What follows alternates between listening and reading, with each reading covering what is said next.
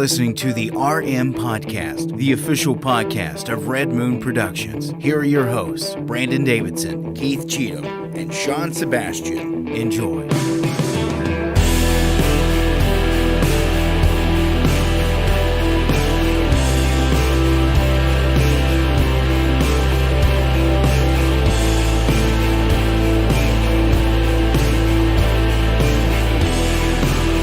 Hello and welcome to yet again another episode of the Red Moon Podcast, live every single Tuesday night, right here on all your favorite social media networks. And I believe, yes, finally, we are on Rumble, live on Rumble, trying to stream to all the major video platforms out there. So please join us wherever you can. I'm one of your hosts, Brandon Davidson, alongside our normal new host, Sean Sebastian, and Mikrak Johansson. What? Mikrak Johansson. Mikrak Johansson? Mikrak. The music's Mikrak. a little loud. I couldn't hear what he said. No, Mikrak. Mikrak. Mikrak. No, crack. Mikrak. Mikrak. Mikrak. Crack. There we Crack. go. He got it. Mikrak. I got Mikrak. it. All right. Mikrak Johansson? Johansson. Okay. I don't know who that is. Jimmy Crack. No. Corn. Mikrak. That was good. That was good. Okay. Where'd you get that name at? What name? Is it just oh, it's your name. Mikrak. You got a name. Mikrak. Mikrak. Mikrak. Oh, man. Oh, God. He speaks in nothing but crags. He's an angry, Mikrak. an angry Me. foreigner. Yeah. Don't mess with him. Yeah. My Me. gosh. Where do I get any of coffee in these his names? system. That one was 100% out of my brain That still. was Are good. you serious? Yeah. That was improv last minute? You yeah. just figured that out. Mikrak. Pulled that out of nowhere. Well, you know, it's kind of like I want to just thank the Hollywood Foreign Press real quick for all the love that they've given Hollywood and Yeah. wait, that doesn't exist anymore. It's funny. It's funny how no one knew that. Nobody. And no one found out. It was still like Robert a day. Downey Jr. knew it. He was the only one. He made a joke, but that was what's funny is he made a joke at the Golden Globes, and it was still like 2 or 3 days later before everybody realized, oh wait, the Hollywood Foreign Press isn't a thing. Well, I'm convinced they fed that to him because he was just like, "Thank you all." It's called the Golden Globe Journalists. Like, Yeah. that's any better? Yeah. I was I'm like, like, at least Hollywood Foreign Press sounded legit. it sounded Yeah. like Like, legitimate and prestigious. It's like Right. the Golden Globe Journalist sounds like it was an afterthought. Like, No, we no, made the Golden it Globes. sounds like, oh, we're just in a room and we're trying to raise money every year so that we ourselves can benefit from it, and we just hold the ceremony Yeah. where celebrities get together in a room and pat It's like, themselves on the back. we're Golden Globes. We're special. And it's like, wow, yeah. I don't know what's going to happen. The Golden Globe journalists, you know, probably are not turning the tide. We talked about that enough. What was that, last week or 2 weeks ago now? I think it was last week. Last week. Oh, it was last Yeah. week. Time just flies so bad. No one cares about the Globes. mean, We should talk about there's- important things. There's so many weeks that we talk Yeah. about that. So, like freaking are you EGOT. doing that to me or him? Yes, I was going to say Elton John. He got the EGOT. He got the EGOT finally. Here's my thing. It's not that I don't think he deserves to have an EGOT. It's just at this point in time, it kind of feels like a DiCaprio thing. Like I looked at what he won the Emmy for. Yeah. And I'm just like, it's some Disney Plus like variety show, and I'm like, they just handed that to Of him. course they did. I'm like, I mean, if anything, this is what award shows have become yeah. now. It's This- like, oh, he's if famous, people- and everybody wants him to be an EGOT winner. Just give it to him. If Just give people it to feel him. like you are supposed to have it at some point and you get haven't it. gotten it, Yeah. then they're going to give you I something. mean, it used to be that eventually. you could look back and decry some of the atrocities. Oh my gosh, I can't believe Hitchcock never won an Oscar. Yeah, you know, all of these. You think he should have, but I mean, maybe just every year there was something better. right? I'd have to and look. it's like, but then again, you look at someone like, and you're just like, oh, they have an Oscar. Yeah. Again, I'll still never get over. I think it was Billy Crystal that came out and told the joke. He's like, 3 6 Mafia 1, Scorsese 0. Yes. And it was great. It Perfect. encapsulated it perfectly. That's that. And even though Scorsese has one now, Yes. it's like, nah. Yeah. Come well, on. it's like the person to be inducted into the EGOT status was Viola Davis, and I'm not saying she's not talented, but I do think it's crazy that she got it before Elton John. So Yeah, well, yeah, true. But at the same time, I also just find it funny that I'm like, yeah, it's almost as if now, if they believe that you're going to have it, or you should, yeah, you deserve have it. it. It's. I guarantee you, there's going to be the Lady next. Gaga doesn't have one yet, right? Because she will. She right, will. She will. Yeah, she will. Give it enough time. Yeah. But I also think there's going to be one that breaks the mold, and they're gonna do all 4 in 1 year. That's the next milestone. That's the next milestone. But no, we got a great show planned for everybody out there. Yes, we've got our review, of course, right off the top. It's a little different. We're not a normal one that's out in theaters because nothing really landed in theaters this past week. This month sucks. Sucks for movies. I mean, this whole year's supposed to, according to Hollywood. Yeah, that's we what don't have any year. movies. I'm It's like sorry. the movies what they we told review us. this year are going to be. Yeah, they did. They told us. They're like, this year's going to suck, guys. This year's going to suck. But we decided to go for one that was touted not only critically, but even audiences really, found it. I think not only it's not entertaining in all the right reasons. It's entertaining for the emotional and human. It's gripping, which nature is aspect it has. Yeah, exactly. It's gripping. I like that. I think people definitely have gravitated towards it. I told you that it's really funny that the last month and a half, I think I even mentioned it in the review, the foreign and indie flicks that we've reviewed have all been better than mainstream Hollywood movies. Right. Iron Claw, Dream Scenario. I know Sean didn't quite care for Godzilla -1, but we liked it. And then now we have this movie. And it's kind of funny to me that I'm just like, huh. It's like, and people are noticing because this movie wasn't just one that we randomly chose. Like it has been at the top of Netflix charts a little bit. And it's interesting because it's probably not going to get looked at a lot from people in the States because it is a foreign film. If you watch it in its original language with the subtitles, there is a dubbed version. Yeah, it defaults to that version on Netflix. The version that I watched was dubbed. Same. Yeah. I watched the went dubbed straight version. to the dubbed version. Yeah, I think if you're set on Netflix to English, it automatically goes to the English dubbed version. I did watch it. I watched some scenes in the dub because I always like to check the dub out, and it actually. It wasn't bad. it wasn't. Yeah, The voice, I don't like dubs, and like the few scenes I watched in dub, I was like, oh, this was well done. So, I agree. But I will say it's something that I was not expecting. Quite a bit of a surprise, considering that I know we were trying to figure out after the show last week what we were going to review. Yeah. And that I'm is glad we chose it. Society of the Snow, which happens to be based on a true story of, I believe they were Uruguayan and was it Portuguese? I know it was a Uruguayan team, and they were on Rugby their way team. to Chile. Oh, Yeah, okay. yeah. I totally got, I got the second It was a one. 1972 Andes plane crash.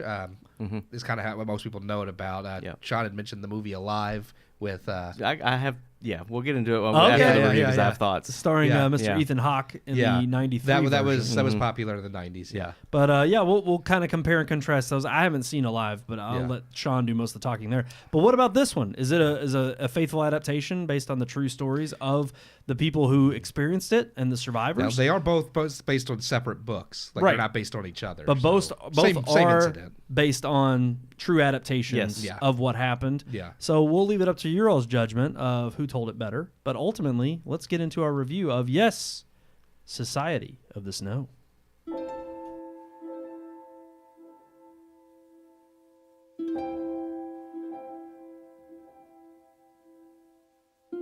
Winter is in full force as winter storms have impacted much of the United States this past weekend. While Louisville endured the horrors of a blizzard that nearly left a full centimeter of snow on the ground, we review a film that is newly dropped on Netflix this month about a team that had to survive the harsh snowy environment of the Andes. Having enjoyed a small theatrical release here in the States last month, The Society of the Snow is a Spanish film from director J.A. Bayona, whose career has seen both success with films like The Orphanage and criticism with Jurassic World: Fallen Kingdom. Based on the 1972 crash of the Uruguayan Andes flight, a story previously depicted in the 1993 Hollywood film Alive. Society of the Snow is based on a book of the same name by Pablo Vierci, in which is depicted the real-life accounts of all 16 survivors. The movie begins setting the stage as the core of the characters are players for the Old Christians Uruguayan rugby team, building the characters' camaraderie and introducing the audience to those who will be significant. From there, the vast majority of the film focuses on the crash and survival, depicting the hope and humanity of the survivors alongside the unimaginable horrors they faced. At nearly 2.5 hours long, the movie is well-paced, steady, neither rushing through the events nor meandering. Choosing to spend the bulk of the runtime showcasing the actual survival could have risked character development and emotional backstory, but instead pays off. Learning who the characters were through the trials they faced and becoming attached to them through their hardships does a great deal for showing the survivors' true characters and forming emotional bonds, taking what may have been a negative aspect in other disaster films and making it a strength. That said, the downside was that some of the smaller characters with less screen time don't quite have the emotional connection and payoff I felt the film was going for in comparison to the major players. Going a long way in assisting the emotional connections and gut-wrenching tragedy the characters face are the performances which created relatable and likable characters. Played by a talented cast which were reported to be mostly new Argentinian and Uruguayan actors, the film is both available in its original Spanish with English subtitles and dubbed with an English voice cast. While I watched the entire film in its native Spanish, I did rewatch some scenes in the dubbed option. The performances given by the native cast are terrific, never feeling over the top nor melodramatic. That said, while I normally am not fond of dubs, I felt this one is well done as well, and the rare dub that didn't pull me out of the story or significantly hinder the performance of the actors' expressions and emotions. That said, I do still think the original language with the subtitles is the best of the two options, maintaining the actors' performances and the movie's overall tone. Society of the Snow is a compelling disaster film that is largely accurate to the real events that happened. Seeing what these players had to endure to survive the physical, mental, and even moral dilemmas they faced to live are enough to make anyone's blood run cold. Crafting a compelling drama all while maintaining historical accuracy is a balancing act Hollywood regularly fails at, let alone a foreign film with a budget equivalent to around $65 million. This isn't to say Society of the Snow is perfect or gets all the details right. I do have minor gripes about the conditions of the survivors. While the effects are well done, including the crash itself, and there aren't any moments where I felt something looked fake, the survivors themselves, while certainly worse for wear by the end, still don't look like I'd expect people who survived 60 days in the Andes to look. Add on top some judgment calls, like no one on screen ever attempting to make a fire, and there are a few moments that may or may not be real based on the true events, but aren't given due on film to justify them being more than a lapse in plot development. While Society of the Snow doesn't raise the bar for true story disaster films, it is exceptionally well made despite my minor nitpicks.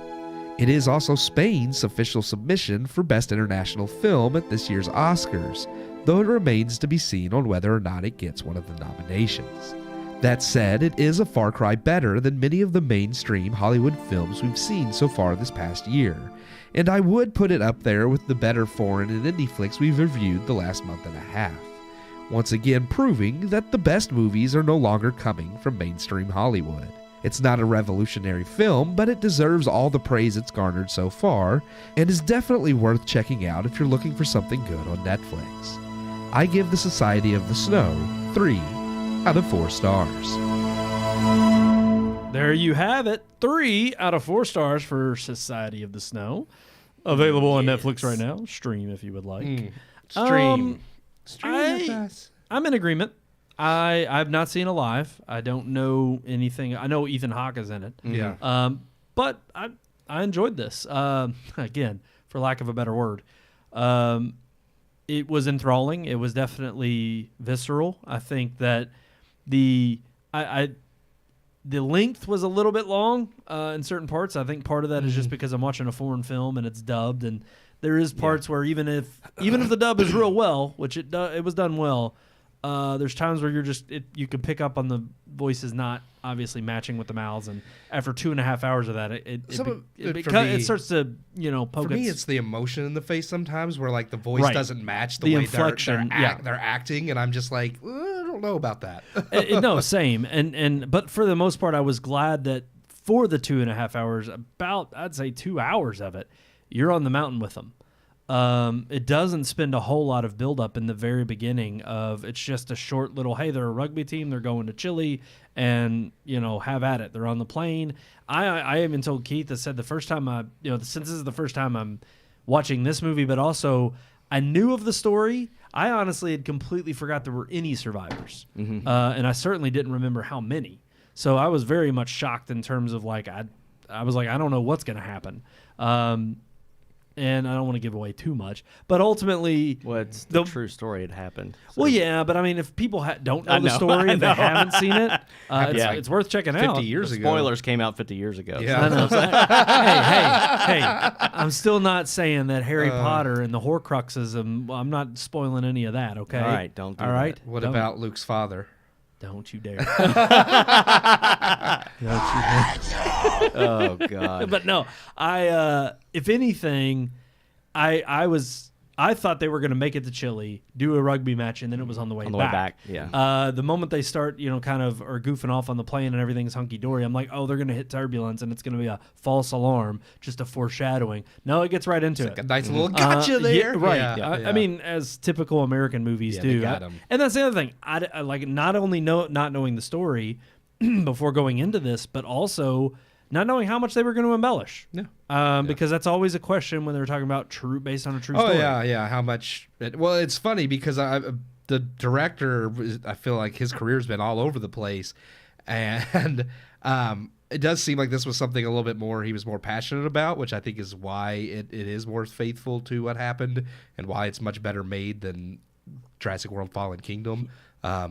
Which That wasn't faithful to what really happened at all. Yeah. To be fair, I told Brandon it looks like everything that like is an original movie of his that like he helped like write and direct is good, and then anything that was a huge because he also did the first 2 episodes of Rings of Pooh, and I'm like, so basically if it's a big franchise IP that he doesn't write the script for, he's just like who gives a crap and makes whatever. or Takes he, pride in his own work. I was gonna say he tries too hard to be faithful or to be like, oh, the fans are gonna love this. And it's Yeah. like, dude, you don't understand fandom at all. Yeah, Yeah. maybe. Yeah, It could be that Maybe. end of the spectrum too. Well, I don't feel like there's a lot of fan service in Fallen Kingdom. That was in Dominion, which came late, the third one. Well, they were trying to Yeah. resurrect Yeah. what little fans were sticking Yeah. around, and they just Yeah. I mean, I'll give him credit. Fallen Kingdom's not as bad as Dominion. That's absolutely true. I don't know, this guy. Yeah. Well, Sean, again, he didn't write it, but yeah. Yeah. But what about you, Sean? Since you had seen Alive and you've now seen this one, Yeah. what did you think? So the movies are almost identical, as I was telling y'all during the review. Like it was actually, that was what I was surprised by, was I was expecting this movie to be much more detailed and accurate, and if it is true to the real story, then so was the original movie, because the camera angles, the scene, I mean, everything plays out exactly the same. Even some of the dialogue is exactly the same. Well, that which was the real if it camera really, angles and dialogue. If it really happened, I'm just like, but I mean, there's so many scenes that are exactly shot for shot the '93 film that was what surprised me, because I'm like, I've already seen this movie. I did think though, even though Ethan Hawke is good in the '93 film, I did think the acting in this film was way better, much more, like you said, riveting, and kind of like just it really made me feel more like I was witnessing the terror that they were experiencing. Whereas in the '93 film, it's kind of like, oh yeah, that's the guy from White Fang. Yeah. And it's because that was around the same time that he filmed White Like Fang. hiring a white guy to it's play like, someone from Uruguay. Right. It's like, oh, they wanted him to do 2 movies in the snow, so they did White Fang and Alive at the same time or something. Ethan Hawke But it was just booming back then. Yeah, he was. He But, was on the popular. come up and it's, coming. It's very much, it's startling how close it is to the other film. Well, there was and- a couple of differences, like I'll say, and I don't know if this is true to the story or not, but in the American film, or in the 1993 version, there's only one avalanche that happens. It happens once. It doesn't happen twice back to back. They get hit once and buried in the snow, and then that's it. But the scenes of that happening, even the scenes inside the plane, it's all in the first movie. It's crazy. Which, and I mean, I it's funny though, because I think, isn't that a testament to, I guess, because the properties are based on 2 different novels, but both from survivors. Both written using survivor accounts. yeah, Right. yeah. So it's interesting that I'm like, in one respect, You would want them to line up. right? Yeah. I would hope they would, Yeah. because if this one was completely different, then somebody's lying. Somebody's not telling the truth Yeah. here. Yeah. They got Something's their completely story right, okay? fabricated. Yeah, no, this is Yeah. gospel. Right. I mean, Yeah. it's Yeah. like Matthew and Mark, like they line up that much. Right. Like there's very few instances where you would say that story contradicts this one. Now, was that a problem for you in watching it? Were you bored by it, or were you still entertained? At times, because it literally, I've seen Alive dozens of times. I watched it when it came out. I watched it as I got older and understood it more. But it's a great movie for when it came out, and so I know it pretty well, and I knew what was going to happen scene by scene watching this film, so nothing surprised me. There was literally nothing that surprised me because everything is the same. A couple of the moments of dialogue when they're talking about eating the dead, that is a little bit different, and they get a little bit more graphic with the preparation for the eating in this movie than they did in Alive. In Alive, there's no bones up on top of the snow where people could see it, like they buried everything. I'm actually kind of glad they did that in this thing. No, and that to me that would be more accurate to real life, because you're trying not to expend energy. Yeah. So you're not going to take the time to bury the bodies. The bodies were laid there, and the snow just covered them over time. Yeah. I was going to say, well, and that was the thing too, is while they're discussing it, I enjoyed the aspect of, because this is one thing that, and they might have done this in the original. I'm taking your word for it because I haven't seen it. Yeah. But I'm sure too that the faith aspect was heavy. Yeah. Laden, and I don't think that's something that if it was Yeah. American made today, they would have touched on those themes as heavily as this being a Spanish film, which obviously, Hispanic culture in general is very Catholic. Right, yeah, primarily Catholic. And ultimately, I'm just like, the fact that was, those dealt with a lot of the heavy arching themes. And I even told Keith, I'm like, and I didn't agree with everything that was said. There's the one guy who gives the speech of, that's not in the other movie. This guy, I believe in this guy, and I believe in this guy, and I have faith in this guy, faith and in that your was legs, his faith in your hands, right. And I'm just stuff, like, that was a little bit more modern, I would say. Yeah. Now, whether or not it happened, I don't really care. It didn't take away from the movie. No. I just But thought it was a little pointed. There were 3 or 4 people that don't eat and end up. Some of them end up starving. Some of them end up surviving, even though they didn't eat. But the majority of the survivors absolutely did. Got me though. That realistic conversation of these survivors trying to decipher of one, to be in a life or death situation. And look, nobody knows what they would truly do. Everybody says, "Oh, I would never do that," or "Oh, I would do this." You don't know till you're. Keith's just calling it out right now. You got to live. Do we have permission to eat you? Yeah. Okay. You got to survive somehow. Keith ain't gonna lie, you'd feed us, After I'm man. dead. There's definitely no killing to eat. Yeah. But when someone dies, it's fair game. So in Let's this talk about movie, after the podcast. Yeah, that's right. I'm getting a little hungry. In this movie, that is a serious conversation. Yeah. In the original movie, there's a moment where they're discussing. They've already started doing that, but one guy says, "If I die, you have permission to eat my body," and it's quiet, and then all of a sudden there's another guy in the film, in the original film, that's kind of the comedic relief. That guy did not exist in this movie. I mean, his character was there, but he wasn't a comedic person in this movie. They didn't have that in the movie, yeah. And in the original, he's just like, "If I die, you can eat me too," or something. He makes it.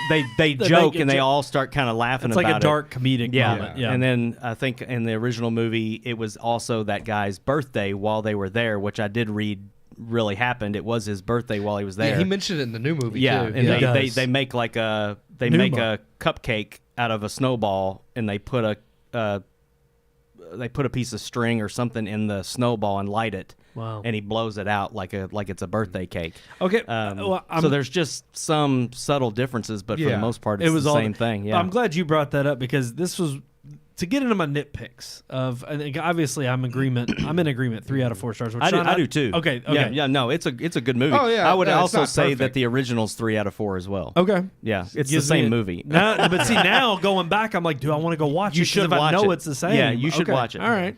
But You'll be in the boat that I'm in. It's you've seen this one first, and you'll be like, "Oh wow." Okay. Yeah. That actually is Yeah. that's a good way of doing it, because obviously you've seen it chronologically when it came out, but now I can go back and look at how closely related the original was.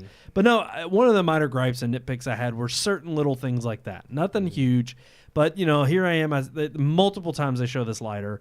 Multiple times they're using it to heat, and I'm just like, you could open burn up, you could something. find some Yeah. way to The create a seats, fire. Something. Right. Yeah. I'm like, the there's clothes so- off the dead. Yes. I mean, even anything. and you can even like I don't know, scrape enough snow down and like you can make an igloo or Well, something. I said and use create. they had like the steel, like the Yeah.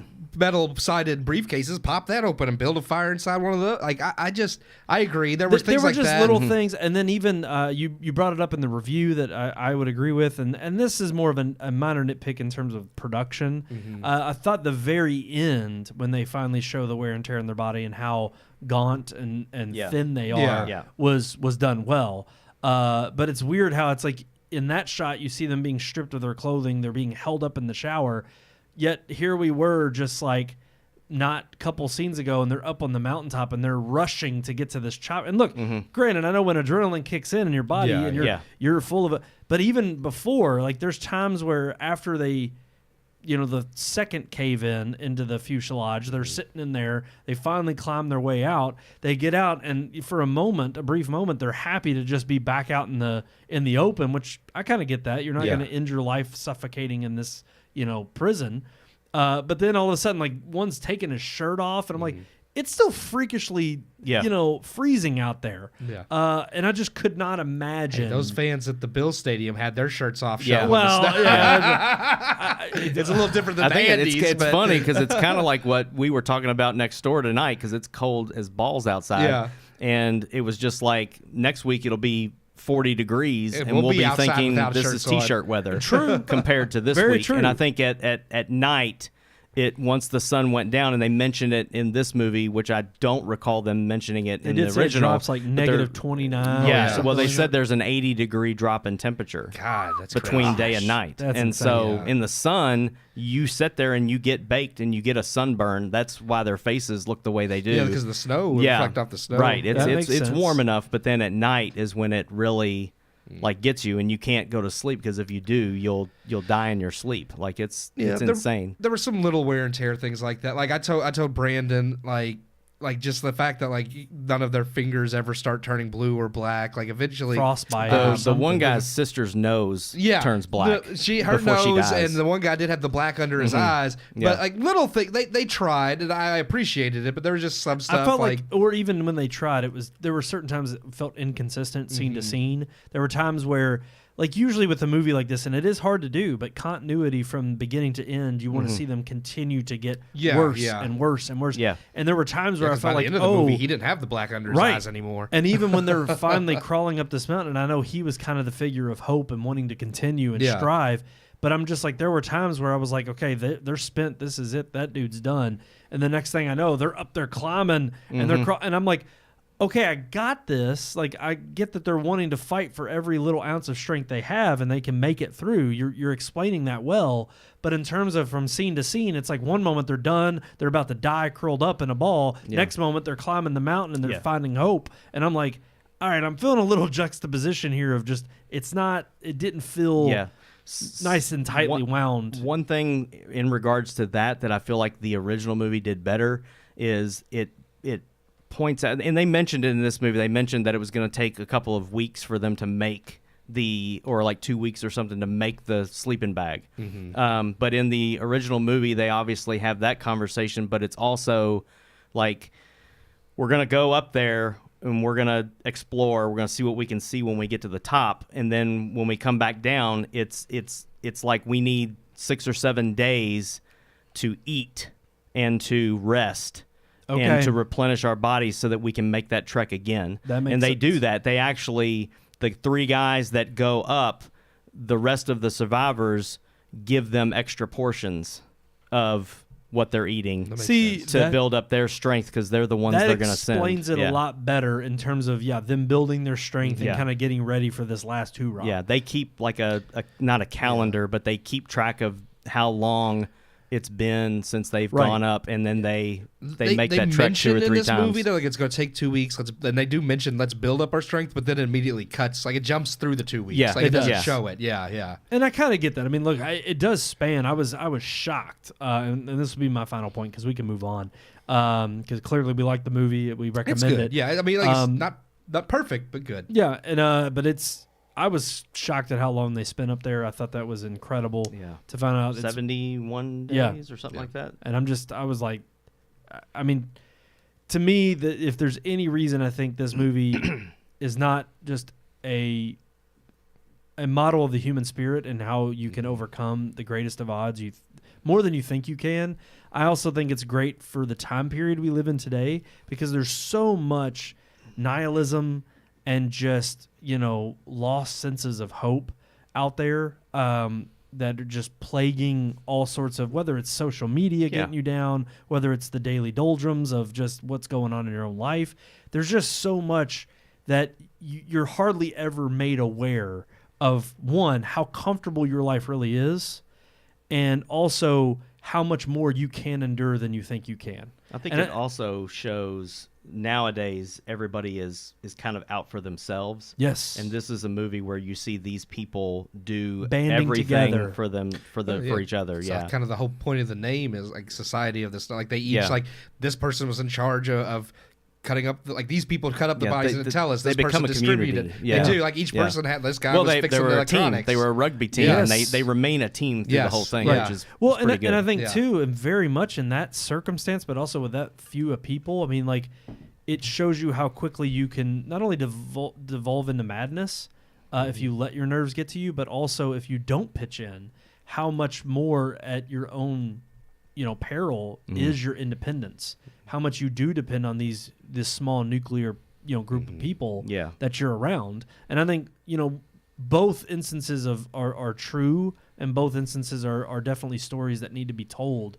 And this is just one of those movies. Again, I can't help but say this is just not a movie I think that would be made by Hollywood. It's not. I mean, I hate to say it, but they wouldn't.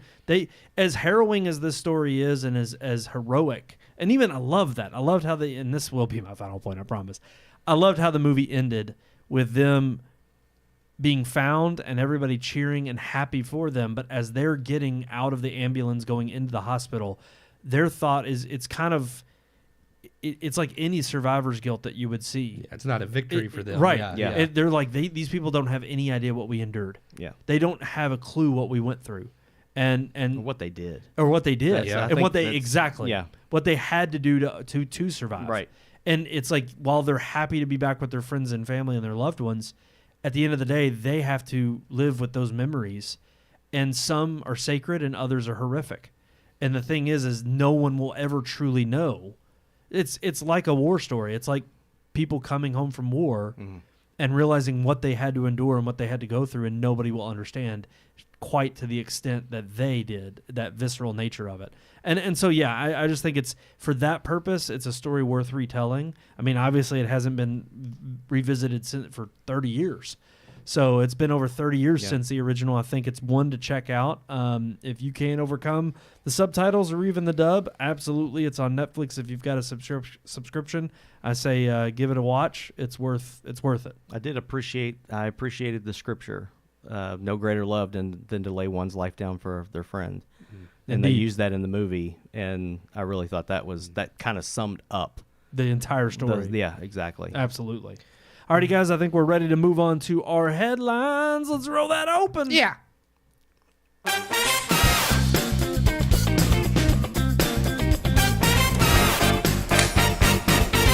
All right. Hitting it right out of the box with our big top headline for the evening. That's right. It's the title of our show. Amazon going through some layoffs. No, we're not talking about the shipping and getting all your packages and, it's after Christmas, so they don't need all those, seasonal workers anymore. No, not that side of Amazon. We're talking about Prime. We're talking about MGM. We're talking about their video streaming on-demand services. They're laying off. Twitch. The Grinch? Is that what you said? Twitch. Oh, Twitch. Twitch. That was the other one. Twitch. Twitch streaming, that's right. They own Twitch, the game streaming network. How many of y'all knew that? I didn't know that. I didn't either. That's like No, Amazon. I did. Oh, know did that. you? Yeah, I did know that. Yeah. You didn't? I did not. Wow. Amazon Now you owns know. Twitch. The more you know. I don't use it anyway, but Yeah. We're on it. We stream to it every week. It's us and a bunch of... I knew we were on it, but I don't like. I've never. It's logged almost into Twitch. become a OnlyFans. Like now, Really? now the did you? Well, gamers are getting on there naked and Well, stuff. they and playing. backtracked on that. Remember, they said that because they had the tranny that got on there. Well, they weren't banning. Like we're suspending, not banning. But the people. tranny had exposed themselves, and because they were they were God. basically using it as they're not going to ban me because of me and who I am, right. and what I'm going through, and so they basically opened. It was the Wild West for like a week. It may not have even lasted a week, and they were just like, no. Artful nudity is appreciated and okay.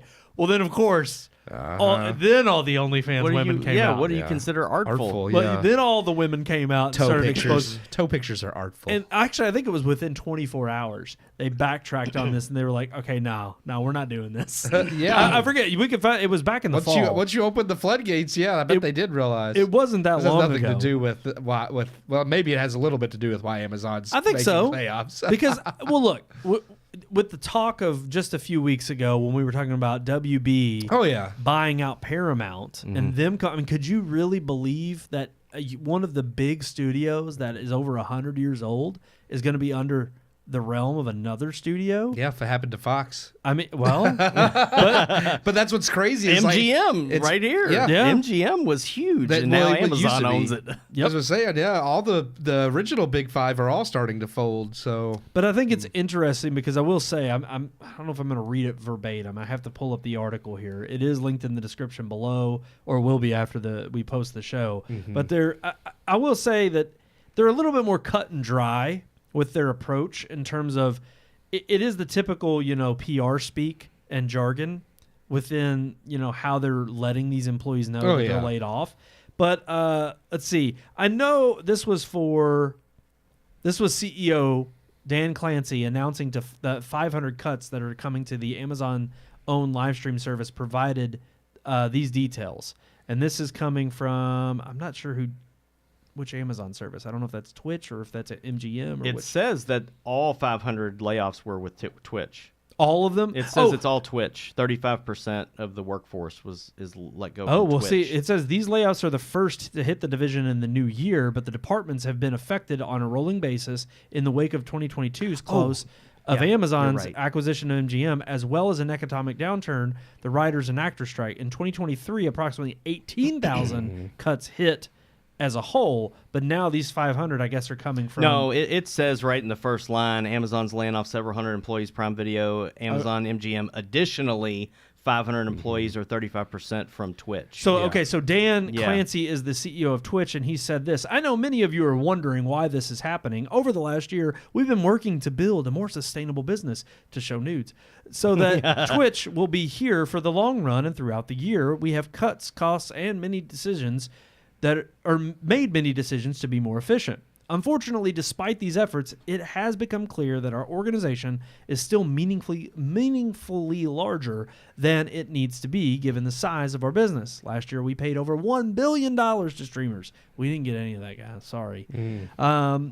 So while the Twitch business remains strong, for some time now, the organization has been sized based upon where we were optimistically expect our business to be 3 or more years, not where we are at today.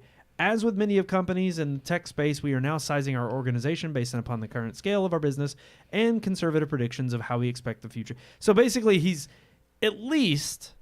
Well, there's a lot of bit of, kind of dancing around. Yeah. Like, it's like most of these people are probably like reading this and be like, well, I'm done anyway. I don't care. I don't care what your excuse is for the business because I'm not here anymore. But it is interesting that they're saying we used to see things 3 years out and projected on the basis of what we thought the industry was going to move towards. But now we're being a little bit more conservative in our estimates of where the industry is headed, especially in this space. And we're going to start being a little bit more strict with how we put our focuses and basically where we put our money and where we put our investments. So let me ask you all, in terms of the Twitch streaming space, they're saying they paid out $1 billion, and that's extremely successful, and there's obviously no doubt about it. We know that streaming video games is successful. But what does this bode well for Twitch in the future? Is this a bad thing? Does this mean they're actually ultimately losing? Do we think Twitch is going to be here as part of Amazon that much longer?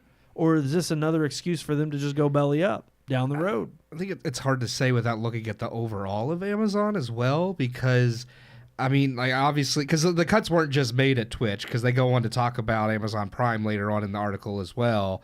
And it's like, I don't really know. I don't ever use Twitch. So as far as like they paid out over $1 billion to streamers, I get that because, that's who brings in consumers, and that's how they get their money is by supporting the streamers.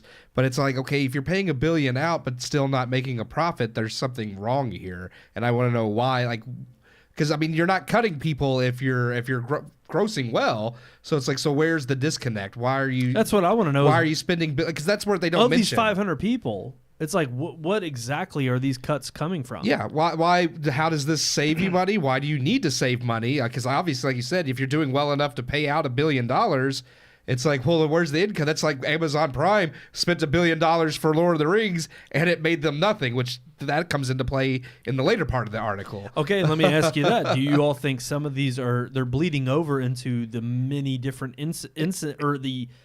many different companies? The parent company's bleeding, Right. so they have to take the cuts out of Twitch. So it's not really Twitch's problem, but Amazon's saying, hey, we got to make cuts somewhere, and you're as good a place as any to do it. It could be.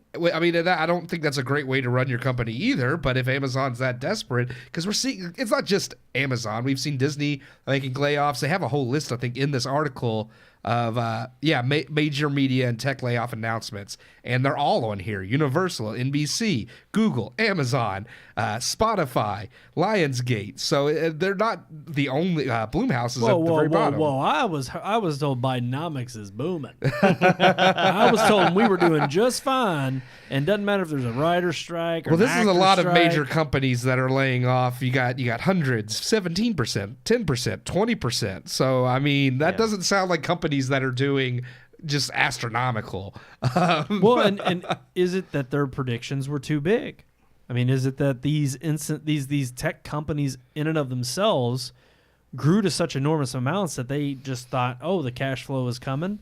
We're living high off the hog, and now they're coming home to roost. I think, and I mean, I know like Hollywood wants to blame COVID, and I do think to an extent that COVID bubble burst where they saw a lot of this influx of people trapped at home. So Amazon Prime's getting a boom, Netflix is getting a boom, and they knew it was coming. What they did to prepare for it was nothing, because they wanted to keep the COVID hype going rather than promote, go back to the theaters, go back and do this, go back and do that. It's like they worked against themselves. Stay home and watch our streaming service. I think they worked Yeah. against themselves. And when people were finally allowed out of their houses and they were sick of being cooped up, they said, sayonara, we don't need Netflix with your password crackdown and your high price raises. Amazon's high price raises. Everybody has raised prices. I think people are just like, putting we're ads. done. Yeah. They're actually starting. They're going to start putting ads in your stuff, in your Amazon Prime Video. Yeah. It's like, wait a second. So I thought this was part of my perk. $120 a month, Right. or not a month. Good Lord, that'd be awful. A year. Yeah. Oh, but for just $1.99, I think it's $1.29 or something more per month. You can add on to ad free, or it maybe more than that. I can't remember. It's like, okay, if you're going to do ad free service and an ad service, you should create a lower priced service with ads, not keep it the same. It's as like before. it's like now this service is full of ads, and you have to pay us even more for ad free. And it's like, no, we already had ad free. Right. I'm trying to look up the price tag. Oh, I know. It's just getting to a point where it's becoming starting in February, and Amazon is adding the ads. Let me see if I can find the price in here.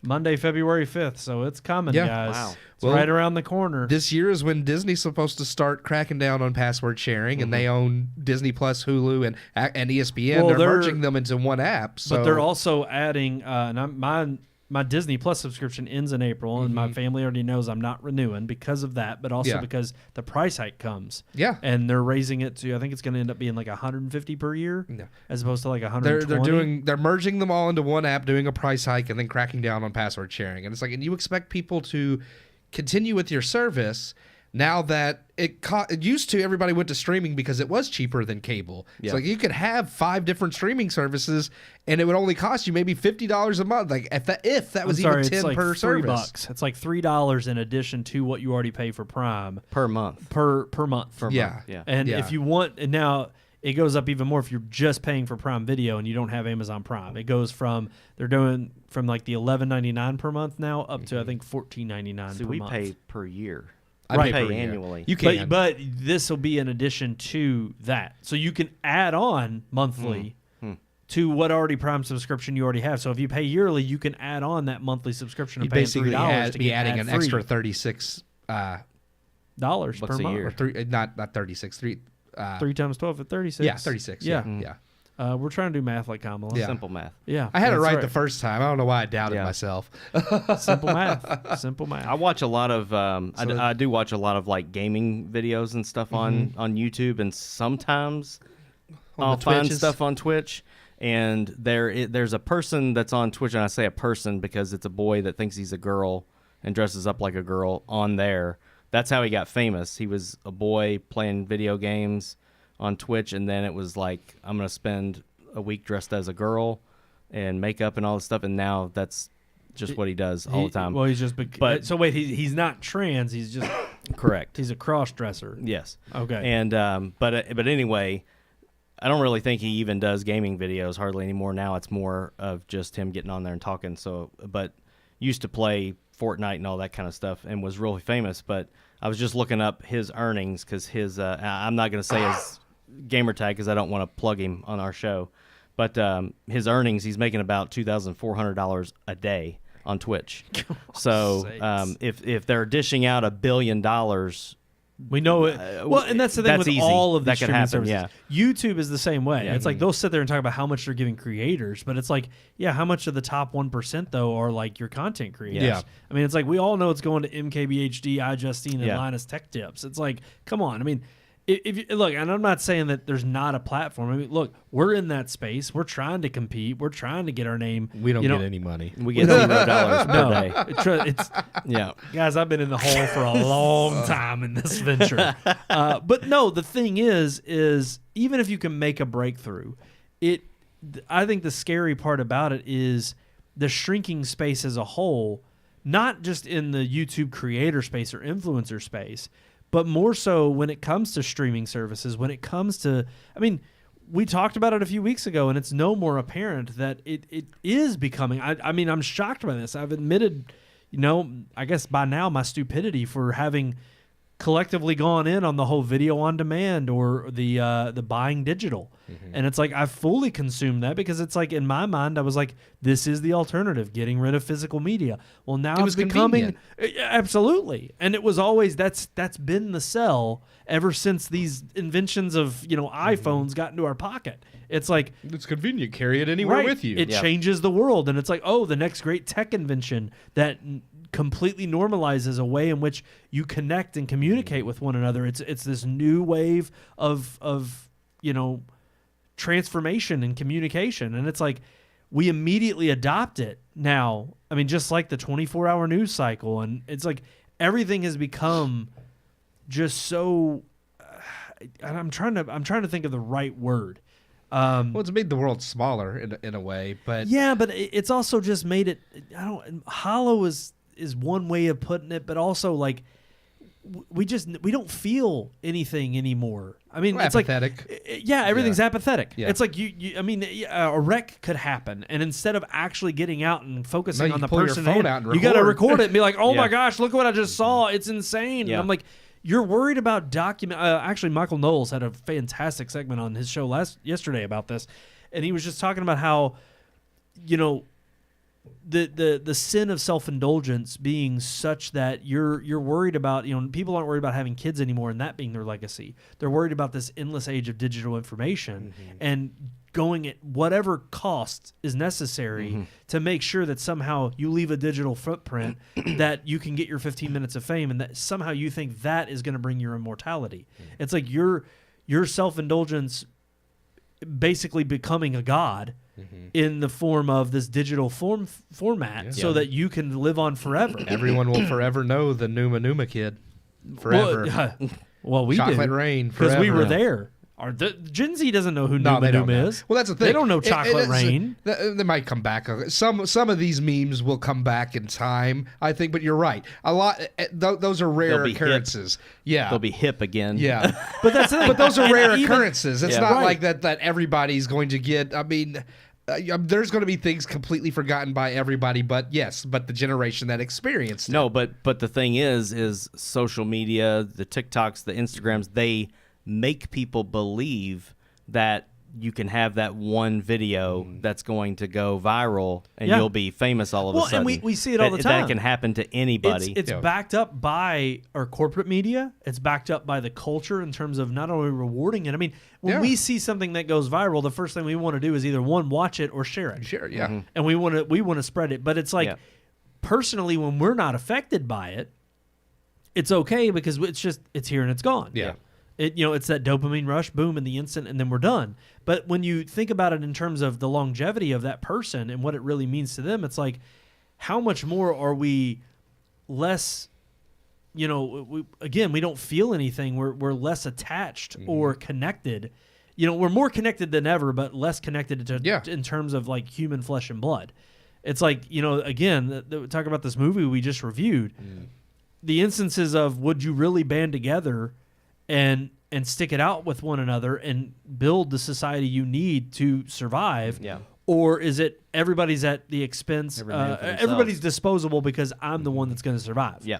And I think when you come to these streaming services, it's funny because all of these people, I mean, even Amazon, betting the bank and, buying up MGM, buying up Twitch, these big brands that are popular at the given moment. And now even Disney buying out Fox, WB looking to buy Paramount, even though Discovery, they just merged with Discovery, and they're already still looking at ways to cut costs. Then you're going to be merging Paramount Plus and Max, and they'll be selling all the Paramount Warner Brother Well, movies that's to what I'm another saying. streaming service. Everybody is just, it's like everybody's eating each other. Yeah. It's like there is no one form factor of like healthy competition to the point where you're like, okay, no, clearly this person came up with a better idea and they deserve to exist before being bought out. And all of a sudden now it's just under one roof, only to either be sold to the highest bidder and then all of a sudden either be pilfered out and say, oh, well, we got what we needed. We wanted to just get rid of the competition, or, oh, we're going to use this until it's bled out and we realize there's nothing left in it anymore. And then it's hung out to dry. This is really, I think, like the implosion of that mindset of too big to fail, and people believe that for so long. Yes. I mean, you look at like Walmart and Kroger in the 90s, and everybody's like, I think you're right. They ruled the world. Disney in the 90s ruled the world. And it's like, now look, it's like when you become so huge that you think you can do nothing wrong and that people are just going to constantly consume everything you put out, no matter what you put out, and things start to fall in the cracks and you mismanage properties so poorly. I joked about Disney today, the rumor that they canceled another Star Wars movie, and it's like that would have made 6. It's like, how poorly mismanaged is this IP that should be making you billions that you can't even launch another movie? It's like you've started 5 different movies and scrapped them all because you have no idea what you're doing. And I think it is just that mindset of we're so big, but now they're big. When you get that big, all eyes are on you, and now Disney knows that pressure. Amazon's learning that pressure. Warner Brother Discovery knows that pressure. All eyes are on us, and we no longer know how to make a profit, and that just makes the fall that much larger. I think there's different reasons too that these when they get so big, like too big for their britches, kind of there. But there's also like with the instance of Disney, I think their issue isn't. I think it is partly that they've gobbled up all of those properties. There's definitely moral issues too. But yeah. I think their biggest issue is the internal struggle of we want to still make good, wholesome content, but then we've got other people that have the control of the ship that are that they've given the reins to. Yeah, well, we've got to pump all of these other like untraditional ideals and all of these new things into everything, and then it's like, well, no, that's. I think right now with the cancellations and stuff, you're seeing those ideals clash and start to rip each other apart. Whereas I feel like even just a couple of years ago, it was kind of like, I mean, you could slip anything into a Disney movie, and now they're starting to pull back on that. But you've also got executives and creatives and just regular old blue collar workers that are like, no, we still want you have to represent, and you have to have this in your films and all this. And I think you can't. They have to cancel everything because of it. One, they're letting the nuts run the nut house. Yes. And ultimately, I think too that they've realized they've stepped in it too late. Yes, and I don't think they've had any moral changes other than they realize they hot can't. wire. Well, and they got caught on a hot mic and they can't back off. Mm-hmm. They realize they've put too many people in charge and at the helm that are making the decisions, and these are hills that they are willing to die on. And the Disney execs at the top of the chain are just trying to keep kosher. But the problem is now you have an enemy within and you have an enemy outside the gates. And it's like you can't ward off both. You have the consumer who's king, who's just not tuning in, and you're losing billions. And then you're willing to turn over because you have the immediate enemy right next to you that's willing to say, no, we're not backing off now. We've won and we're taking over. Well, that's exactly right. right. And I think it's the same exact problem that you have within, as you said, some of these other major corporations where they have bit off more than they can chew in terms of buying up competition or buying up pieces of property that they think are appealing in a given moment because they're popular, but maybe because they're so big and so massive, they're pulling the trigger too fast and too soon, only to realize that, look, I love how it's like Elon becomes public enemy number one. Because he buys out Twitter, and now it's a free space for everybody, free speech, and that's the enemy. That's the enemy of real democracy, so quote-unquote our corporate media tells us. But it's funny how they're willing to point the finger at him and put the target on his back because of what he did in terms of buying out X, and they say, well, look, he got had because he bought it for way more than it was worth, and it's failing. It's awful. None of them bring up all of these other huge major corporations like Amazon, like Disney, that are also bleeding. That are bleeding money hand over fist because of poor decisions they've made, because they know that it's at the sacrifice of the woke altar. That's what I was going to say. And that to them is worthy sacrifice, because then they can take a step back and stand on their holier ground of saying, but see, these are the principles we want them to put out there. It's worth sacrificing that short-term monetary loss for these values. But when Elon does it, buying up Twitter, changing it to X, and making it free and open for everybody, that's the devil. Can't do that. And look, you could tell he's the devil because he bought a stupid business deal and now he's bleeding cash. But they say it's okay to lose this money for this moral cause until you are the executives in charge of these companies like Disney that realize, crap, our stockholders, our shareholders, they're not happy. That's who we ultimately have to report to. And they spent years firing the people that focused on quality and not agendas. We got rid of Lasseter from Pixar, got rid of Ike Perlmutter, got rid of Jeff Loeb. We fired all the people who weren't politically minded and kept the ones that did. And like Sean said, now you got the execs at the top. They're like, crap, we need to go back to not being politically focused, but all the people we kept, it's like, that's like you said. It's like all the people you hired to make the content. The executives don't make the content. Yeah. Nope. But all of your creatives are the crazy nutsos that are. And like you said, now you have two enemies because it's like, well, we got rid of all the people that we need to right the ship, and we can either get rid of all these people now who are make an enemy of them. I would even. Go ahead. Just real quick, I would even argue too that to some degree, I don't even think a lot of the creatives are the nutsos. There's a lot out there. Oh yeah. But I think a lot of these people that are in these big companies came there to live out the dream that they had of working their dream job, whether it was at Amazon Studios, whether it was at Disney, wherever. And yet they're being told, well, here's the content you're supposed to make. And you have a lot of well-intentioned people out there, whether they believe in the cause or not, that will continue to do their job because at the end of the day, they play it's not a small role, but it is small enough that they don't have to feel like they're contributing to something they don't believe in, or a lot of them don't care. They're like most of this country and apathetic to any kind of political cause, and they're just showing up because they're doing what they love day in and day out, and they get paid great money to do it, and they're working with some of the other best creative minds. I still believe a lot of these institutions have creative minds that are at the tip and top of the iceberg. Yeah. But at the same time, when they're being thrust into positions of creating things that, one, they have no passion behind, because let's face it, if you're forced into a situation, whether you're a creative person or not, or even just a hard worker, if you're being forced to do something that you ultimately don't like, you're not going to give it your best effort. Yeah. You're gonna slack off, or you're going to give it a half-assed, amount of effort. And Yeah. and I'm sorry, I think that's what we're seeing. Oh, yeah. A lot. And this is no defense for these people, but I do think that explains a little bit of your Kevin Feige's, your Pete Docter, your Dave Filoni, people who at the beginning, before things switched, everybody praised them for how passionate they were about Pixar, Marvel. Yeah, and they made amazing things. There's a reason everybody wanted Filoni in charge of Lucasfilm until recently. There's a reason everybody praised Feige until recently, and Pete Docter made some of the best Pixar movies we've seen. And it's like they all bowed. They all said, "We'll do whatever you want."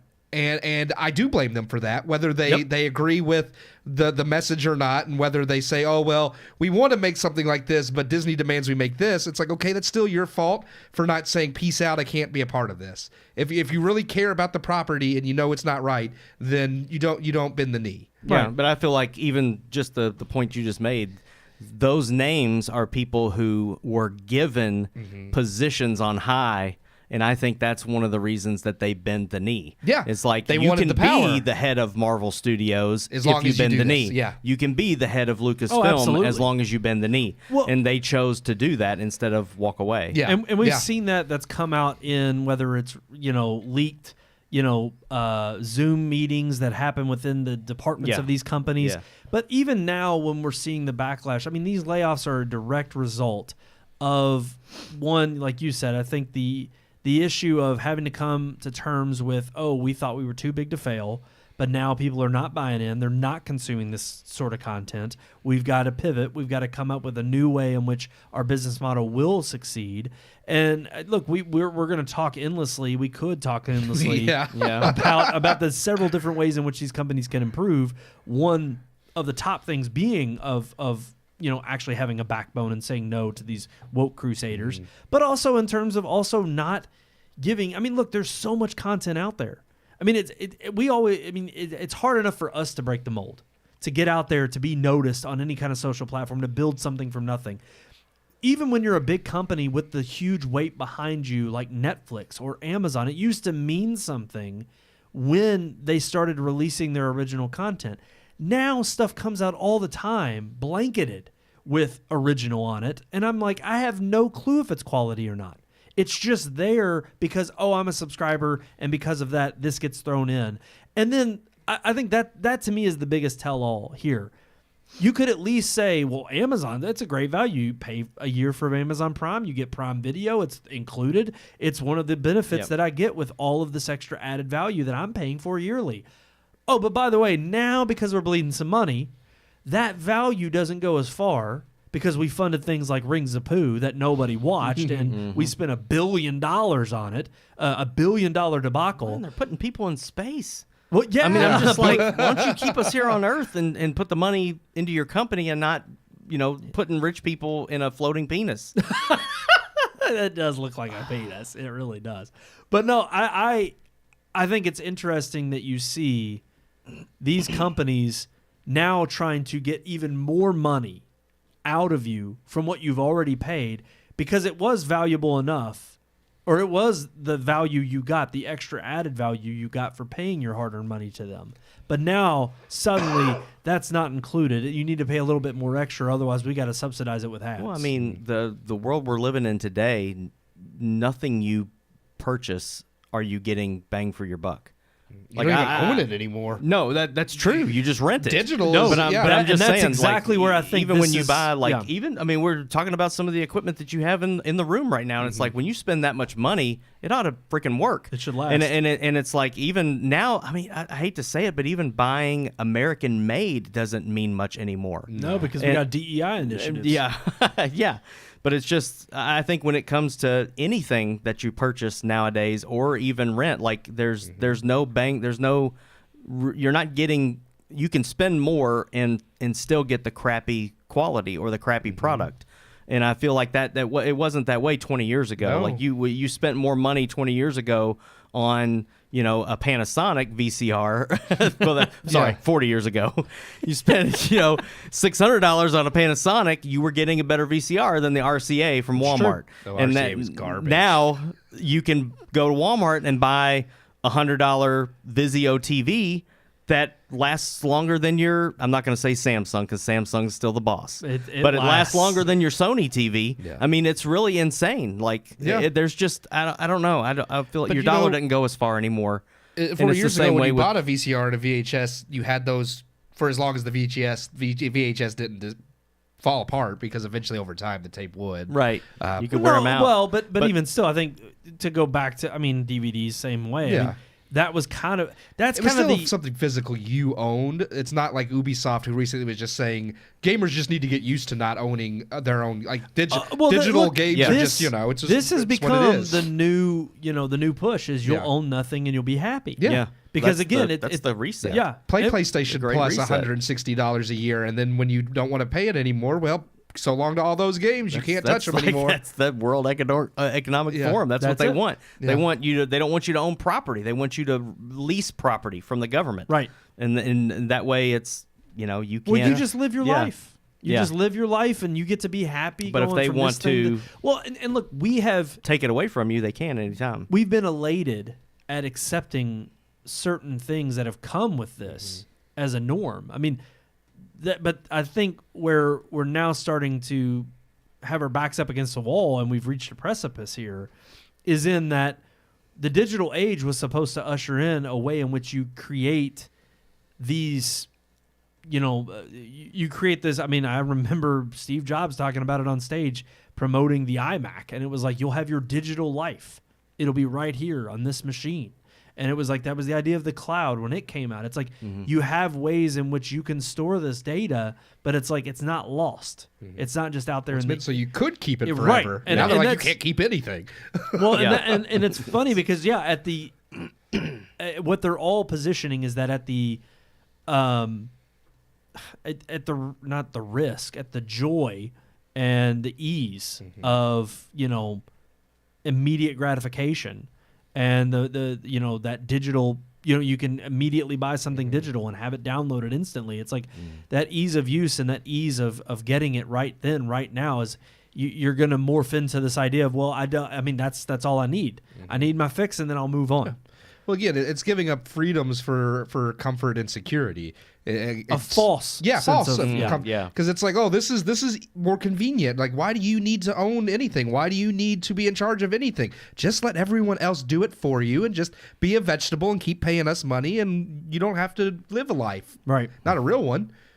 And exactly. It is the false sense of you could, again, the idea that work and responsibility towards things Those that are you, evil. well, no, work isn't. They embrace it. But what are you working towards?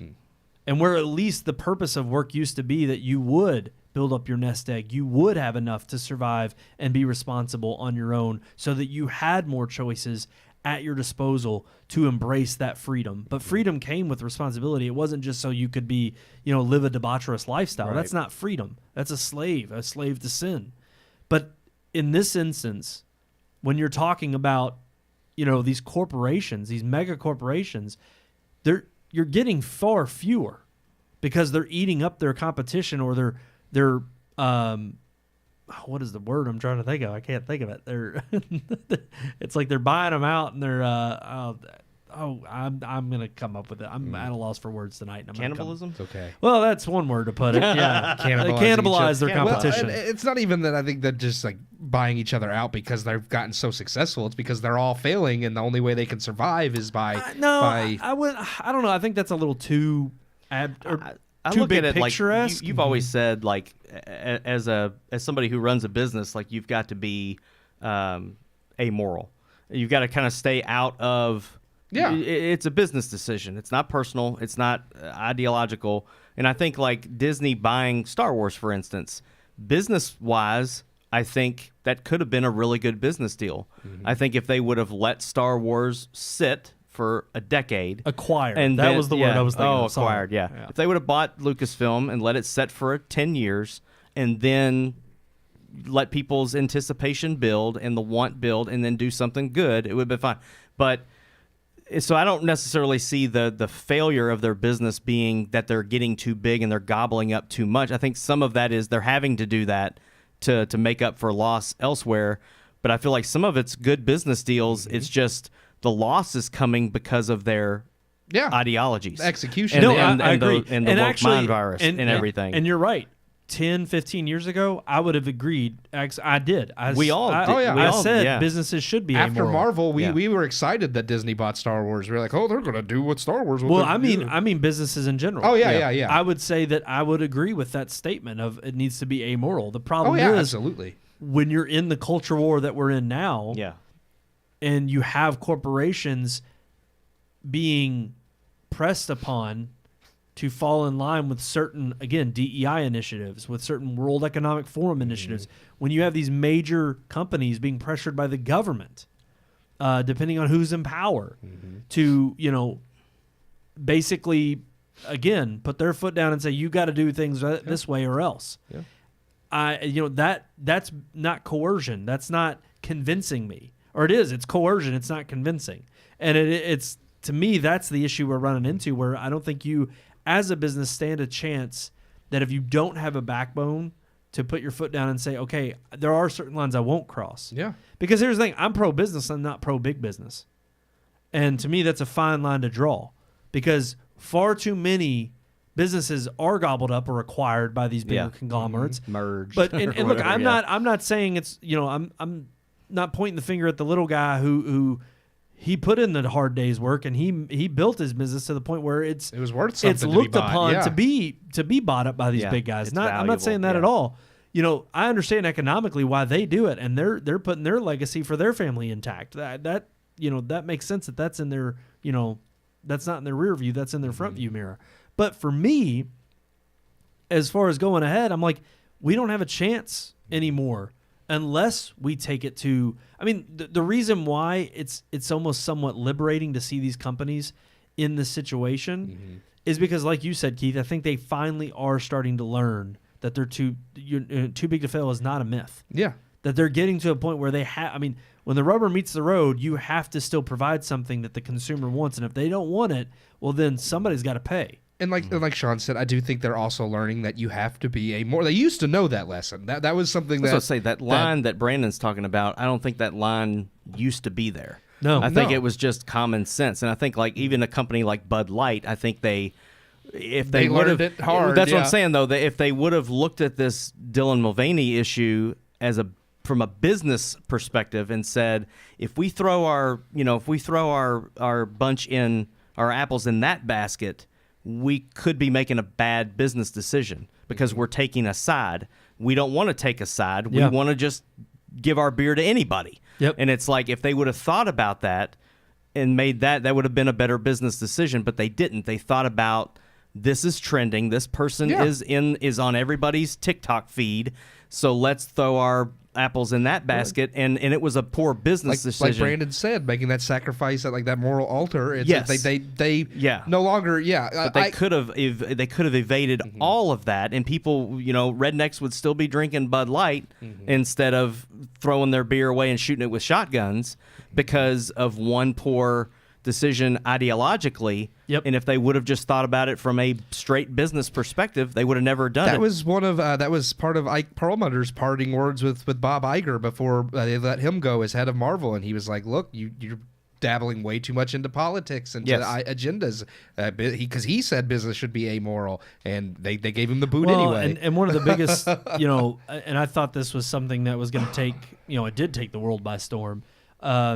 But I saw this back when I was in college, and I praised this company, and my good buddy Logan, our good friend Logan, he praised it too. Yeah. But I thought this is going to change the game in the way in which companies work within the community. But it was Tom's, and they had this brilliant plan of, buy a pair of shoes, give a pair to a kid in need, and it was this ingenious, philanthropic type message that I have a genuine good feeling in my heart that I'm helping out a kid in need. When I buy a pair of shoes, it's well worth it. Yeah. And while the sentiment isn't necessarily bad, you could argue morally, are you doing it for selfish reasons? Okay, fine. That's a you and God issue. Right. But ultimately, if it is providing a pair of shoes to a kid in need, hey, great. Awesome. Good business strategy. Great marketing campaign. But at the end of the day, It's great when salesmanship. well, and that's the thing. When every company jumps on that bandwagon, Mm-hmm. and now your purpose is solely not what the business is, but it becomes, oh, we need to have this philanthropic message, or we need to have this ideological message. Like, was it Skechers that had Bob's? Yes, they tried Bob's. Bob's, yeah. But it's like so many of these failures, I think, come from when we shifted from this, a business is a business to make money. That's it. If you're making money, you're providing a good and a service to the public that they're willing to pay for, and that's how your business grows. That's how you know you're doing good. To morph into, oh, well, now we have to have a social cause. Yep. We got to have a media outlet. We got to have a presence where we're in, and people are going to buy our stuff just because we have this message, even though what we may be selling is junk or crap. I mean, if there's anything to be said about Amazon, which is the king and has taken over Walmart's reign of being able to get anything at any time when you want it, but it's like that's its bread and butter.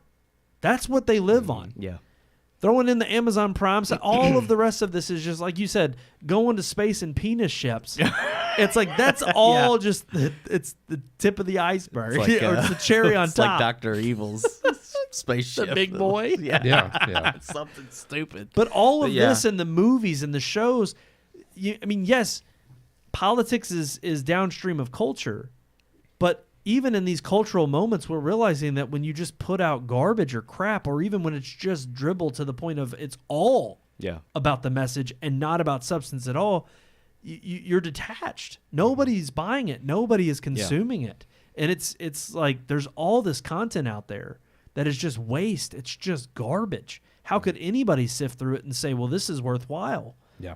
And so I think they're just finally, when you see these layoffs happen at all these major corporations, it's because not only just that they bit off more than they can chew, but for quite some time now, They've stopped being a business. they've stopped being a business. They've stopped providing what the customer wants. Yep. And now, the chickens are coming home to roost, and they're having to pay the price. And we could go on and on. We have. We could. Yeah. We have. I would say, we got way. 17. I would say there's more stuff I could say, but I think we've said enough. We went on for probably like 40, 45 minutes. I think we've said enough. That was more. I wanted to talk about Jesus and Scorsese, but I guess we're not getting there. I don't want to talk about that.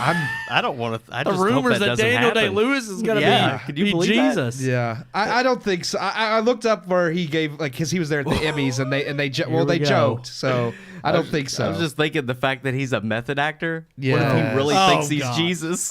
He would act. No, he would want everybody to treat him Yes, like Jesus. That's what I'm saying. He'd Yeah. have disciples And that'd following be him so around and sacrilegious. everything. Let's take him out on a boat and let him walk on water.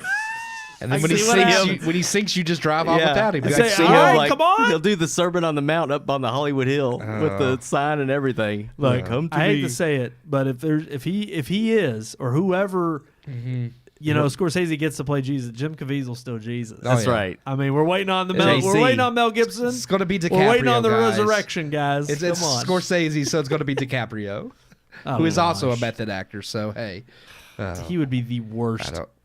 He'd be the worst Jesus. It's like, okay, now that you mentioned DiCaprio, I think I would trust Daniel Day-Lewis. Yes, I would pick him well over DiCaprio. There's just any things day. Scorsese Daniel said that Day-Lewis makes would me be like, nervous. there and will I'll- be I'll leave blood. it. What- or in Gangs of New York. Yeah. I mean, he was Lincoln. True. He was Lincoln. He was a savior in that just- movie. Like I said, Of our I'll nation. leave it at this. There's things Scorsese said that makes me nervous, and we'll see what happens. Though. I don't want it. Yeah, I mean, there was the. I do want Top Gun 3, though. I'm okay with It's- that. that. I'd like for them to wait a little while, but I don't. I need think it. it's too soon. I Look, agree. We I know agree. we know the trouble Paramount's in, and the fact that Paramount is already quickly greenlighting this. I'm just like, they want money. I trust Tom Cruise that's- because that's the only thing he's been the only thing that has been worth Same seeing. people that made Top Gun Maverick are still involved, and that's all I have hope for. Yeah, So. but they just had such a long time to let it set and settle. know, to I agree. make And even Tom Maverick Cruise so- said that's why it worked. Yeah. Yes. Was because of how long. Well, it's another Star Yeah. Wars thing. It's like we don't need to be constantly churned out and have. Sometimes it's good to let things settle. Yeah, I mean, Episode 7 dropped, and then right after that, it just worked. Well, you could tell they had. I mean, no, other than Rogue One, they had no plan. They had no plan. No. All right. So yeah, top Top Gun 3 in the works. Jennifer Lawrence as Jesus.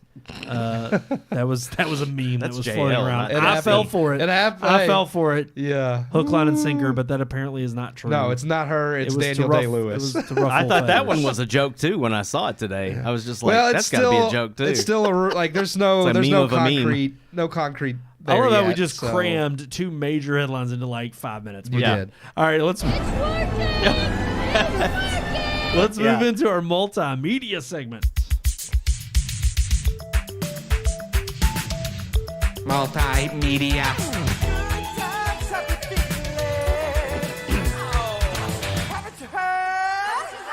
Multimedia. All right, get it out there, Keith. I like that. That was from Geeks. Was it Revenge of the Nerds. Revenge of the Nerds. That's it. Yeah, just Geeks. Are you not entertained? We got our multimedia segment, and that is your favorite movie to watch with someone else. Any movie that Any movie. it's well, that's what I say. Any movie. I got different it's- situations. it you did- say it. You're Yeah. literally It, saying and any it movie. really is. It depends because I get excited about a movie, but then I'll be like, well, Miranda won't give a crap about that. My parents won't give a crap about that. Brandon and Sean might. It kind of depends. Like Lord of the Rings. It's like Return of the King is the movie I would want to watch with anybody, but I also know that there's going to be people like Sean with Amelia. It's like Amelia don't want to sit down and watch. She don't Return of the appreciate King. it. No, I need to sit there and watch that with people that appreciate it. Yes. like See, me. and that would Yes. actually would ruin it because if I'm sitting with somebody who doesn't Doesn't appreciate that, Yeah, I'd be shit, like, watch. it would Yeah. break my heart. Like my sister will be on her Amelia's phone. just like, why are you Like, crying? Oh, the yeah, entire- no, you can't do that. And that's even things she likes. She'll be, and I'm just like, I don't like. Stop it! Pay attention. Yeah, I this can't is do an that. epic moment. Yep. It's like you got like a heart pounding, like a moment that wants to make you shed a tear, and you Yep. look over and the person's just on their phone, and I'm just like, Honestly- well, you've ruined the whole experience now. Even if I'm binging and I will watch something, the moment I pick up my phone and I start scrolling through it's over. Instagram or Twitter or something, I'm just like, I need to stop watching. Because I'm distracted. Yeah. And that's just not right. I can't do that. That's wrong. Because then it's just like, that's my own bad habit. And it's also, it reminds me of how freaking, because Inundated we are with well, just because technology. we've got these freaking devices it's in our hands addictive. now. We're our entire, oh gosh, I cannot speak tonight. Our attention span. That's what I'm thinking. I mean, everybody so has freaking everybody short has anymore. ADHD now because Yeah. it's like you're watching a movie and We're then engineered to and have you see it. something, you're like, oh, I wonder if that's true, or I wonder if that would really happen, and then you get on Yeah, your we phone. do it in the movie theater Yeah. when we're watching a Yeah. movie. We're just like, where? then what you go movie down did I a see that rabbit guy hole. in? Yep. Then you Let me gotta- pull up I have to IMDb. look now. Yep. Oh, my Or- wife and I do that all the time. We're but- watching shows, and it's just like I've seen her in something before, and it's like, let me get my phone. And the reason I gotta And then you look spend now, 20 minutes on it. but You here's miss the half reason. movie. The reason I gotta look now is because I'll forget. yeah, absolutely. I'll forget the moment the movie's over, and I'll be But like, maybe what that's was okay. I thinking of? Do you really need to know if that actress was in some other movie you saw? No. Yes.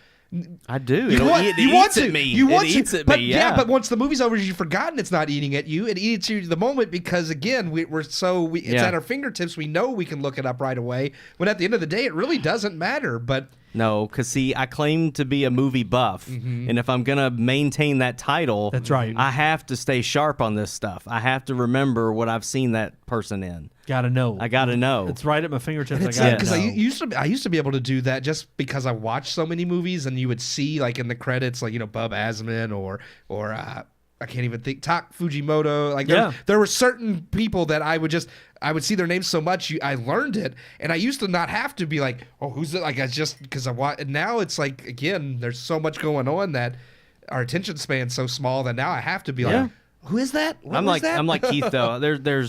There's movies that I think like I would have a favorite movie that I would like to watch at the lake when we're sitting around being stupid. I have a Yeah. favorite movie that I like to watch with Neil my Breen. spouse. I have a favorite movie that Not I would that. like to watch with my kids. Like We all know The there's Room. different things. The Room. Tommy that's Wiseau. the- The Room, that- yes, that's a good one. It's That's one of the- my favorite movies to watch. That's with other the people. reigning. Yeah. That's the reigning film right now for the lake. That's we true. watch it every year. Yeah, well, we watch it more than once. That's what's funny is like think last sometimes year you we watch did. it It twice. It's fun to watch. I don't know because I mean that's a movie I would definitely watch with you guys anytime Yeah. because I don't know. I like the fun. 10 Commandments. That's a like good that's one. one of that and Watch I that with like my dad, I like yeah. to watch it with when my wife is around just simply because I know all the words to the movie. It's 4 hours long. Yep. And I know every single word Charlton Heston's going to say. and I say it out loud during the movie, and it really Ticks her off? ticks her off. What and is she I love to you? doing it. An old woman. Yeah, I love that. It's so good. No, I agree. To me, I don't want to. Maybe I made up the topic, so I feel like I should pick one. But I was going to cop out and say a genre that I like to watch. Again, it depends on the crowd. With you all, would be definitely comedy. Oh yeah, I love to watch anything that we can laugh at. Obviously, I haven't really experienced the whole like, oh, let's watch a scary movie with like a girl, and then like she wants to cuddle up with watching you. horror movies with other people is more fun too because you get the react, especially in the That's theater. true. Yeah, Yeah. the theater. Like yes. Paranormal Activity was so much more Yes. fun than watching it by yourself in a basement because then you're just terrified. No, you're right though, because even the reaction of others, Yeah. it makes you tense. I think horror and comedy both are two that are a lot more fun with other people because you get to jump with other people and see the reactions with other people. Okay, so we're down to a genre. Okay. You did say Lord of the Rings, Keith, so you're good. Sean, what about you? Do you have any kind of movie that stands out that you would watch with someone else? I mean, You said Ten Commandments, but yeah, that was joking. I mean, that's just because it irritates my wife. But like, Yeah. I mean, with my wife, we if we can agree on a rom-com, like when we were doing the rom-coms for around Christmas, watching Sleepless in Seattle with her. Yeah. We both enjoyed that movie. That's another movie I know all the words to. Yeah, can't help it. It's a good guilty movie. pleasure. It's a good movie. But yes, it's like we can sit and enjoy those movies together. But I mean, I didn't even think about the theater, and now that I'm thinking about it, the hair on the back of my neck is standing up. But I've never experienced anything in a crowd of people like the end of Avengers Endgame. Oh yeah, absolutely. When That was a good Doctor one. Strange's portal opens and Yep. Captain or Falcon says on your six or On your left? on your Yeah, left. yeah, yeah. Oh my God. Yeah. And Oh, when- everybody gasped and all that, and I was just like, when I think of that now, I've never had Yeah. that kind of an experience in a movie theater. And I watch YouTube videos of other theaters. I did that Yes. just recently. Every The theater people reaction. and cheering. I get that all over again Yes. when they cheer and Yeah. stuff. That's one of the, I would say, I'm ultimately. getting chills now thinking about I'm it. just going to go ahead and say gonna my go home and watch it. favorite film to watch with a crowd of people was that movie. Yes. I've never experienced anything like that in my life. When he in says a theater. Avengers symbol, A and symbol, everybody, and everybody just, blows up, like, yes. And when I as watch soon as it, he yes. says, "I am Iron Man," Yeah. Yeah. and then Yeah. snaps. Oh, yeah, several man. of them. Yeah, I mean, there's so many things, but just yeah. when Thor shows up in Infinity War and Yeah. everybody cheers, Captain first shows up, And they want to know why we're so critical of Marvel now. yeah. That was the 'Cause top of you your gave game. me That's that. what you had. You gave me that. Yep. And then now Then you give us me the Marvels. Yeah.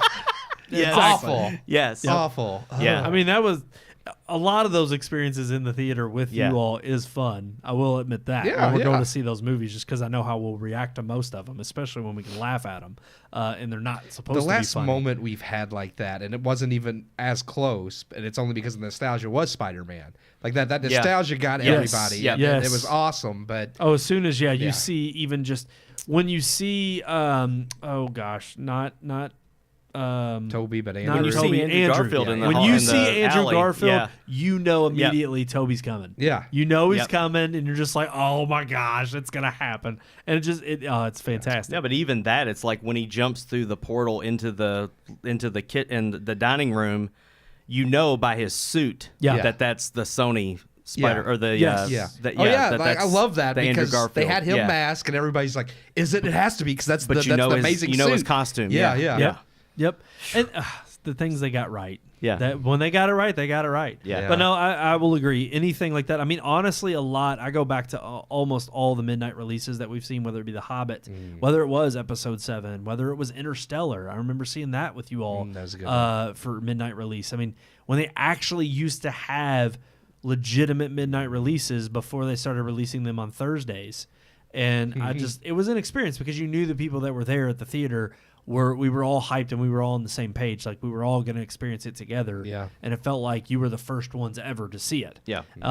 So yeah, I mean, those types of movies by far, but I mean, even like family movies, I watch dramas by myself more than with somebody else. Same. And that's just because there's a lot of films out there that get me emotionally. Yeah. And it's like I don't it's not that I don't want to experience those emotions in front of somebody else. It's just usually I watch those later at night and people are asleep and it's just You can I don't cry know. in peace. Yeah. I don't know why I choose to watch them, but it's like usually it's like I'll watch a movie and then I'll just be like, man, that hit hard. But Well, I was gonna say, I think it's because it hits you differently too when you're alone. yeah, Like I felt that I'm way in my with thoughts when I'm alone. Yeah. You're more introspective. Yeah. yeah. And so it's like, yeah, when you're watching a movie and it gets to those moments, it's just like, it hits you harder.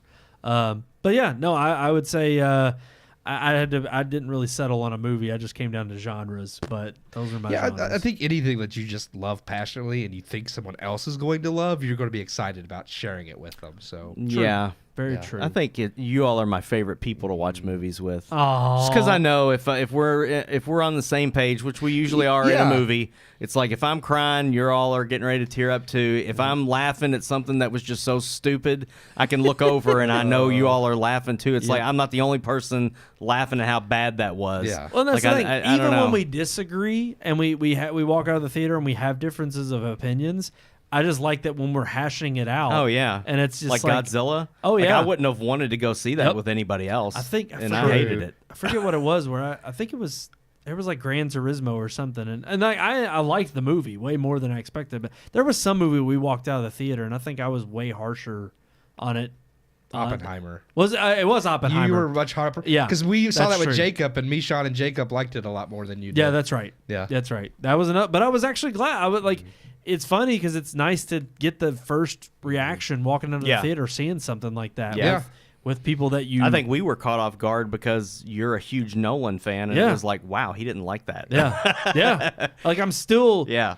It's funny because and I'll end on this. I'm skeptical. I do not want to watch it again so soon after. Mm-hmm. I just feel like I'm still gonna not like it, and I do want to revisit it. Yeah. I just feel like it's still too soon. I don't want to watch it until after Oscar hype dies down because I know it's going to be nominated. I know it's going to be hyped True. up. And the more they hype it up, the more I'm going to be like, okay, guys, it wasn't that freaking amazing. Like he's Right. for him to get so many awards notice for this movie when he's had better movies and like because I do like Oppenheimer. It's like Scorsese in The Departed. I was Yes. bored to death when I watched it with Amelia. Really? We watched it Yeah. the 4K version Oh, yeah. or whatever, and I was and so you was already- she. you already knew she everything was that was too, coming, but yeah. I was bored to death because I just You- think it you was knew. partly I think it was because I knew, but also I think it was one of those films that you don't see it unless you see it in theaters. Yeah. Like Yeah. unless you see that on IMAX and feel the sound and see the spectacle on that huge screen. True. Like I just even as big as my TV is at home, like and I have surround sound and all that stuff, it did not match.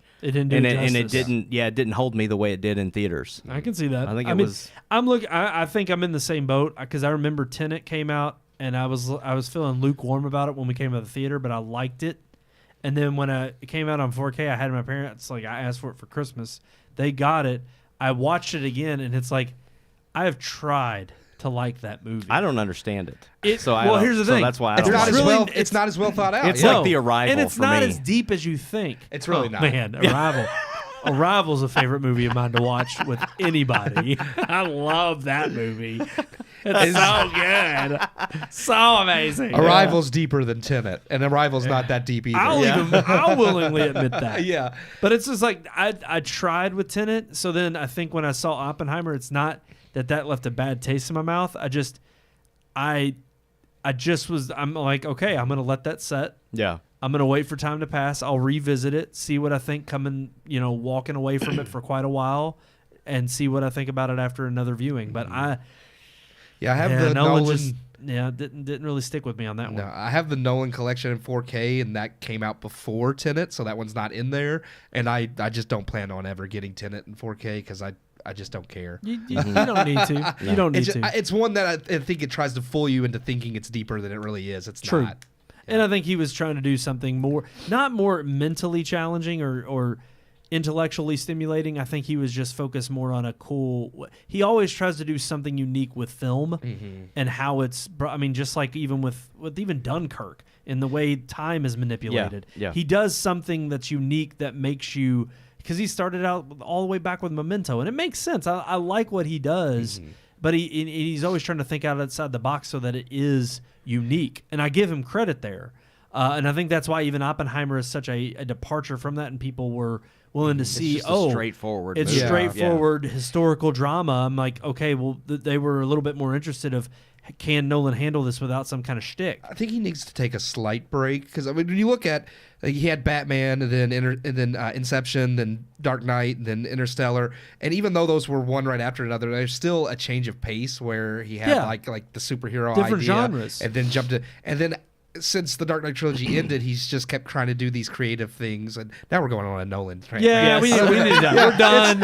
We're done. Yeah, I don't need to go into Nolan. It's 10:35. We can get. We got to wrap up. Yeah. Thank you all so much for watching and viewing out there. Don't know if we haven't been able to see if Rumble's been a hit or not, but hey, we're gonna keep trying it every week. Keep we're gonna on be keeping there. on. We're gonna keep hitting the hitting the milestones as we can, week to week here on the Red Moon Podcast.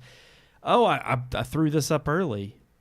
Oh God! I'm gonna say it, and then I'll throw up the social media, and then I'll let Keith say this one again. You can email us at rmpodcast@redmoonproductions.com, or nope, you don't can like it. Like, share, subscribe on all of our social media accounts right there at the bottom of your screen. That's right, Red Moon Book on Facebook, Red Moon Tweet on X, Red Moon Pics on Instagram, and of course Red Moon Productions on YouTube. YouTube and Rumble. Sorry. We need to end this show. Yeah, we need to end this show. I can't speak. I'm tired. But yeah, search for us on Rumble and subscribe there. It's great. Yeah, we're live on there, hopefully still. But going back to the old-fashioned way of reaching out to us, Keith, yes. RMPodcast at redmoonproductions.com. It's beautiful. Shiver up my leg every time. All righty, guys, that's going to do it. Thank you all so much for tuning in. Until next time, I'm one of your hosts, Brandon Davidson, alongside our normal new host, Sean Sebastian. And Mikrak Johansson. He remembered. So odd you remembered that one.